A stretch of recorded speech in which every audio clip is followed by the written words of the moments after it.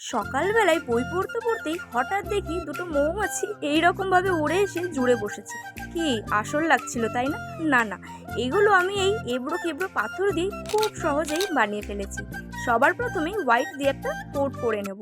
ব্যাস, ছোট পাথরটাও যেটা ছিল সেটাকেও সেম প্রসেসে করে নিতে হবে। এরপরে ড্রাই হওয়ার জন্য রেখে দিতে হবে। তারপরে ইয়ালো দিয়ে আমি দুটোকেই ভালো করে ফুলফিল করে নিয়েছি।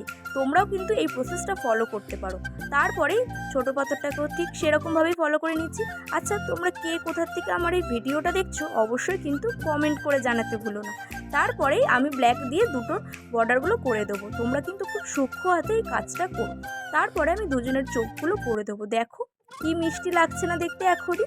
তারপরে সব কমপ্লিট হয়ে যাওয়ার পরে এদের পাখনাগুলো করে দেবো, আর তার মাঝখানে ছোট্ট দুটো সুরও করে দিতে হবে। ব্যাস, কথা বলতে বলতে তৈরি আমার সুন্দর মৌমাছি। কেমন লাগলো জানিও কিন্তু। বাই।